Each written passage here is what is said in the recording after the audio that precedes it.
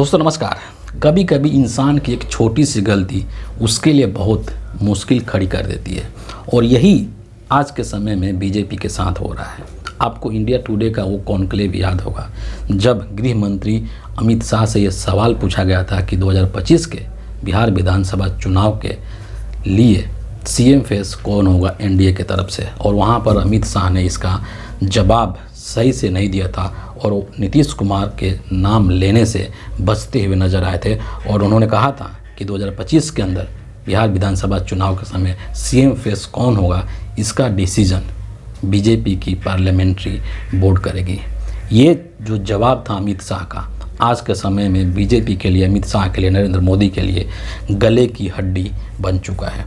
और उसके बाद तमाम तरीके की चीज़ें देखने को मिली जब नीतीश कुमार बीजेपी के शीर्ष नेतृत्व से एक दूरी मेंटेन करते हुए नजर आए, चाहे वो दिल्ली की बात हो या फिर पटना की बात हो। लेकिन फाइनली इस पर एक विराम लगा, भले ही वो पूर्ण विराम नहीं हो लेकिन एक छोटा सा विराम जरूर लगा जब 24 फरवरी को मोदी जी बिहार के भागलपुर में जाते हैं, क्योंकि उस सभा के अंदर, उस मंच पर नरेंद्र मोदी के साथ साथ नीतीश कुमार भी खड़े थे। तो इस चीज़ को लेकर के अब कयास तेज लगाया जाने लगा कि शायद इनके बीच में मनमुटाव जो था वो अब मिट चुका है, लेकिन ऐसा वास्तविकता में नहीं है। 24 फरवरी के दिन नरेंद्र मोदी के साथ नीतीश कुमार मंच साझा करते हैं और 25 फरवरी के दिन नीतीश कुमार के बेटे निशांत कुमार मीडिया के समक्ष आकर के एक ऐसा स्टेटमेंट दे डालते हैं जिससे कि बीजेपी की चिंता और अधिक बढ़ जाती है। दरअसल जो 25 फरवरी का दिन था वो निशांत कुमार जो हैं नीतीश कुमार के बेटे, उनकी जो माँ हैं उनका बर्थ एनिवर्सरी था और बर्थ एनिवर्सरी के इस मौके पर वो अपने पिता के साथ गए थे और उसके बाद उन्होंने मीडिया के लोगों को संबोधित किया था। मेरी माँ का जन्म तिथि है, वो हमारे बीच नहीं है, स्वाद का दुख है।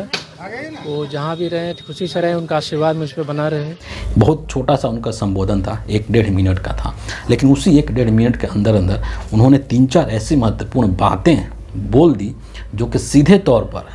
बीजेपी के हाई कमान को टारगेट किया गया था। यानी कि नीतीश कुमार निशांत के माध्यम से बीजेपी के हाई कमान को मैसेज दिलवाने का काम किए थे। और उस क्लिप के अंदर जो 1-1.5 मिनट का जो वीडियो क्लिप सामने निकल करके आया है उसमें निशांत कुमार 3-4 बातें बहुत ही प्रमुखता से कहते हैं। सबसे पहली चीज़ कि जब पत्रकारों ने उनसे पूछा कि जो नरेंद्र मोदी हैं वो भागलपुर में आपके पिताजी को यानी कि नीतीश कुमार को लाडला सीएम कह रहे थे। बिहार के लोकप्रिय विकास के लिए समर्पित हमारे लाडले मुख्यमंत्री नीतीश कुमार जी, इस पर निशांत कुमार ने बहुत ही अच्छे तरीके से ये बात कहा, एक तरीके से व्यंग्यात्मक तरीके से भी बात कहा कि लाडला सीएम कहना ये उनकी मजबूरी है, क्योंकि अभी वो एनडीए गठबंधन के हिस्सा हैं, यानी कि एनडीए में हैं तो लाडला तो बोलना ही पड़ेगा। हाँ, तो गठबंधन है तो बोलेंगे ही। दूसरी चीज़ उन्होंने कहा था कि सीएम फेस को लेकर के और इसी चीज़ को लेकर के सारा ये जो पचड़ा है इसी चीज़ को लेकर के है कि एनडीए के लोग यानी कि जो बीजेपी के जो लोग हैं नीतीश कुमार को सीएम फेस अनाउंस नहीं कर रहे हैं, इससे बचने की कोशिश कर रहे हैं नरेंद्र मोदी और अमित शाह। और इसी बात को निशांत कुमार यहाँ पर दोहराते हुए नजर आए। उन्होंने कहा कि जो एनडीए के लोग हैं या फिर जो बीजेपी के लोग हैं नीतीश कुमार को सीएम फेस घोषणा कर दें, नरेंद्र मोदी या अमित शाह ये अनाउंस कर दें, इस चीज़ को गारंटी दे दें एक तरीके से कि 2025 के अंदर जब विधानसभा का चुनाव होगा उसके जब नतीजे आएंगे तो नीतीश कुमार ही मुख्यमंत्री बनेंगे बिहार के। इस चीज़ की गारंटी मांगने की कोशिश कर रहे थे यहाँ पर निशांत कुमार। ये बात यहीं तक नहीं रुकती है, ऐसा नहीं कि सिर्फ बीजेपी के लोगों को ये बोल रहे थे, उन्होंने जेडीयू के लोगों को भी बोला, क्योंकि आपको ये भी पता है कि जेडीयू के अंदर भी ग्रुप्स बने हुए हैं। कुछ लोग ऐसे हैं, ललन सिंह जैसे लोग या फिर संजय झा जैसे लोग, जिनका जो एक मंतव्य होता है वो नीतीश कुमार से अलग है और तो ये बीजेपी के ज़्यादा करीब नज़र आते हैं। तो संभवतः इन्हीं लोगों को टारगेट करते हुए नीतीश कुमार के पुत्र निशांत कुमार ने ये कहा कि जेडीयू के नेताओं को भी और जेडीयू के जो कार्यकर्ता हैं उनको भी इस बात की गारंटी देनी होगी या उनको भी इस बात की घोषणा कर देनी होगी कि 2025 के अंदर नीतीश कुमार ही बिहार के सीएम बनेंगे। जी, एनडीए भी घोषित करें और हमारे जेडीयू भी कार्यकर्ता सारे नेता सब मिलकर घोषित करें, एनडीए भी घोषित, सीएम है और सीएम के उनके नेतृत्व में हमारी सरकार बने फिर से। और यही सबसे वो स्ट्रॉन्ग मैसेज है जो कि नीतीश कुमार ने अपने बेटे के माध्यम से नरेंद्र मोदी तक और अमित शाह तक पहुंचवाने का काम किया है। क्योंकि 24 फरवरी को बेशक से भागलपुर में नरेंद्र मोदी के साथ मंच साझा कर लिए नीतीश कुमार, लेकिन नीतीश कुमार ही मुख्यमंत्री होंगे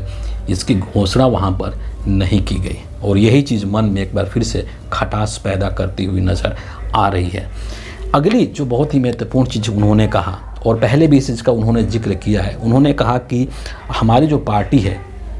उसको पिछले विधानसभा चुनाव के अंदर 43 सीट्स दी गई थी, तो इस बार इन्होंने कहा कि जनता से अपील किया एक तरीके से कि अभी जो है इस सीट को और अधिक बढ़ाने का समय है, और पिछले 19-20 सालों में जो पिताजी ने काम किया है, यानी कि जो नीतीश कुमार ने काम किया है,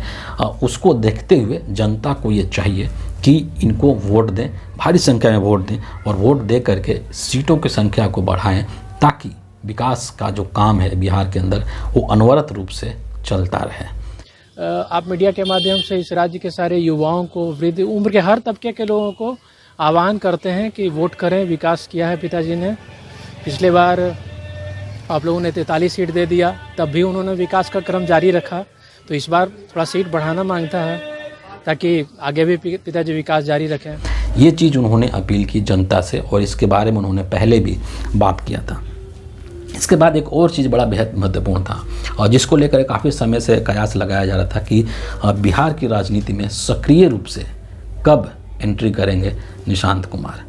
आज जब ये चीज़ हो रहा था मीडिया के लोग, तो वहाँ पर एक छोटा सा बाइट और चला, पूछा गया सवाल कि आप चुनाव लड़ेंगे कि नहीं लड़ेंगे। हालांकि इस चीज़ का सीधा सीधा जवाब देने से बचते हुए नजर आए निशांत कुमार जनता के बीच। अरे चलिए, लेकिन यहीं पर ना कहते हैं राजनीति के अंदर संकेतों में बहुत कुछ कह दिया जाता है। जो निशांत कुमार पिछले 20 सालों से साइलेंट थे, कभी वो पब्लिक में नहीं आए, कभी इस तरह के राजनीतिक बयानबाजी नहीं किए, लेकिन अब चुनाव से पहले बिहार में वो मीडिया को संबोधित कर रहे हैं और राजनीतिक स्टेटमेंट दे रहे हैं, पॉलिटिकल स्टेटमेंट दे रहे हैं, तो इससे ज़्यादा संकेत क्या मिल सकता है कि वो बिहार की राजनीति में सक्रिय रूप से भूमिका निभाने वाले हैं आने वाले समय में। और दूसरी चीज़ एक और उन्होंने वहाँ पर संकेत दे दिया, भले वो उन्होंने सीधे तौर पर नहीं कहा, लेकिन संकेतों के भाषा में उन्होंने बोल दिया। जब उनसे ये पूछा गया कि जो आरजेडी के लीडर हैं तेज प्रताप, तेजस्वी के जो बड़े भाई हैं, उन्होंने एक बयान दिया था कि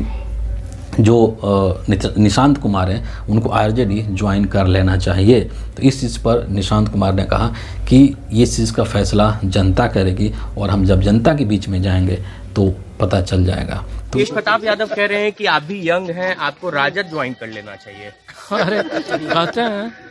अरे भाई जो भी कहें, जनता के दरबार में चलते हैं, वो बताएंगे क्या करना है, जनता देखेगी। तो ये चीज़ें क्लियर करती है कि जो निशांत कुमार हैं वो बिहार की राजनीति में अपनी सक्रिय भूमिका निभाने के लिए मेंटली तैयार हो चुके हैं। नीतीश कुमार ने उनको कन्विंस कर लिया है। अब ये जो पूरा मामला हुआ है निशांत कुमार का, इससे कई सारी चीज़ें हैं जो कि देखने को और समझने को मिलती है, और इसका एक परिणाम, एक बेहतर परिणाम आपको जेडीयू के पक्ष में बिहार के अंदर दिखाई देगा। जो सबसे पहली चीज़ है कि ये श्योर शॉट हो चुका है, अब इसमें किसी भी तरीके का कोई कयास नहीं लगाया जाना चाहिए कि निशांत कुमार बिहार की राजनीति में आएंगे कि नहीं आएंगे। अब वो 100% बिहार की राजनीति में सक्रिय रूप से अपनी भूमिका निभाएंगे, ये चीज़ अब एकदम श्योर हो चुका है। दूसरी चीज़ जो उन्होंने